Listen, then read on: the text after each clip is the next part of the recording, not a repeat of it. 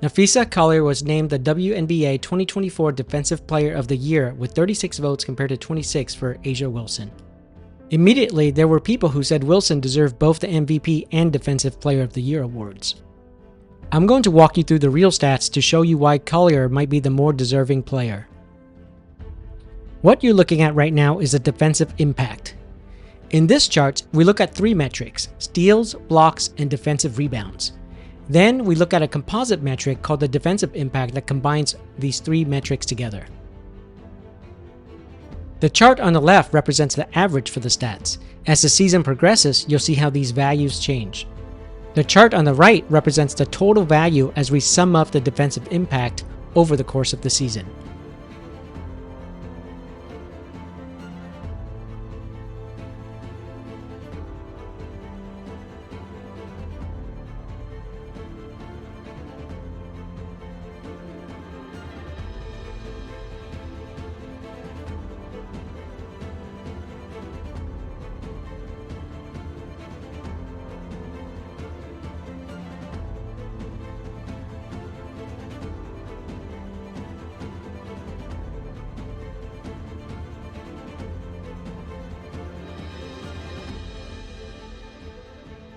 The interesting thing to see here is that Wilson leads most of the time in this overall defensive metric.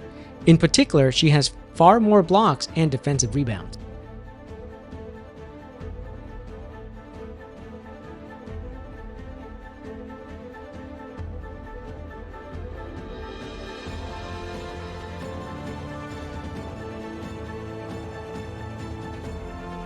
Now we break up the rebounds to see more details. In this chart, we're looking at the defensive rebounds on the left-hand side and offensive rebounds on the bottom. The circle in the middle represents the average for each player. As the season progresses, you'll see a light shade around the circles. This represents the total range for each player. The larger the shaded area, the wider the range.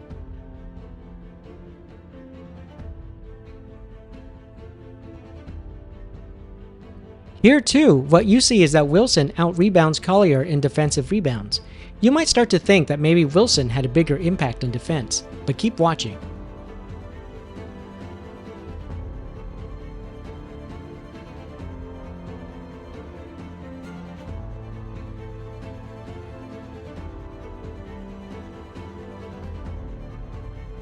The third graph shows blocks and steals. In this chart, we look at the distribution of blocks on the left side and steals on the bottom.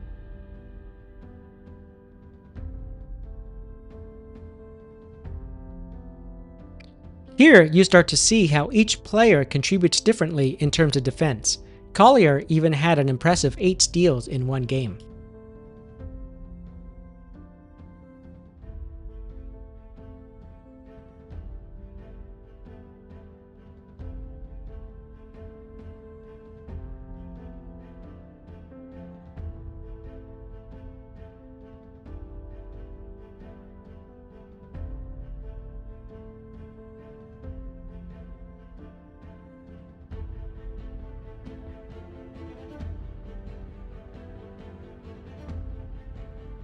So why is Collier the Defensive Player of the Year? Let's look at something called plus and minus, which is the impact on scoring when a player is in the game.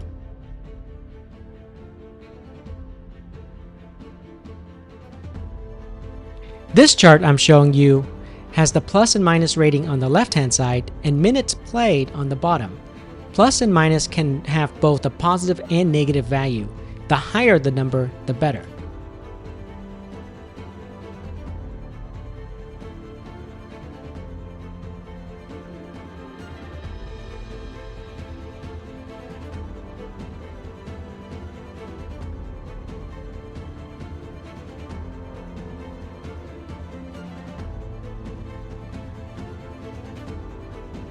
When you look at this, you'll realize that throughout the season, Collier actually had a more positive impact on her team when she's on the court.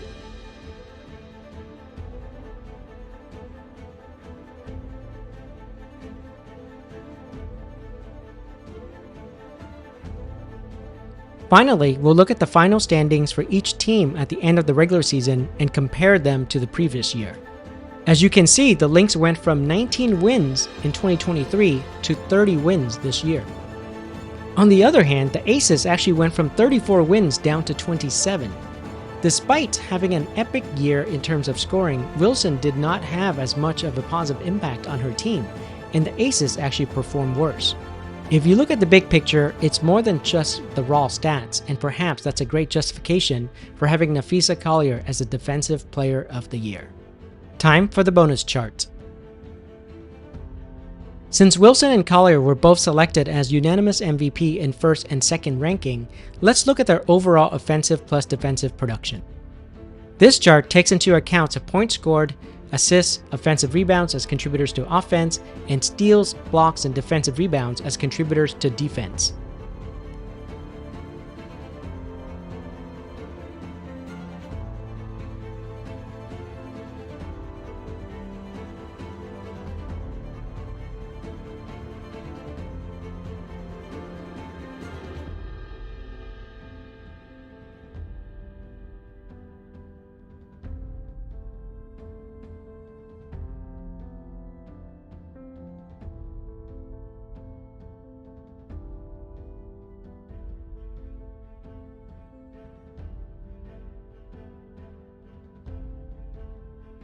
Collier had a fantastic year, but Wilson indeed racked up better stats than almost anyone else.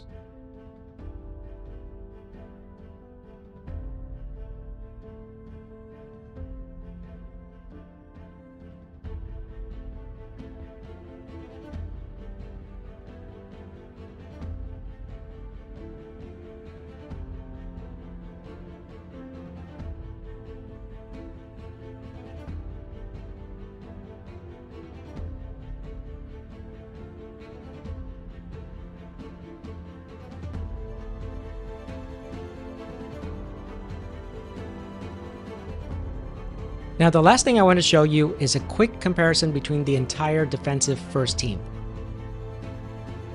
What you see here is the plus and minus versus the minutes played for all 5 of the players selected to the defensive first team.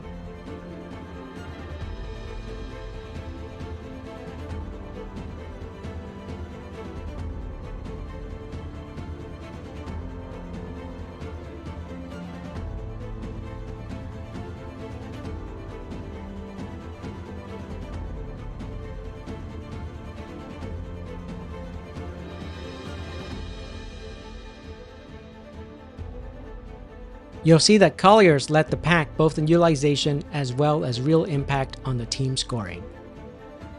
At the end of the day, I think Napheesa Collier was definitely not the wrong choice for the Defensive Player of the Year, especially in light of the Lynx' regular season performance and how much they improved from last year.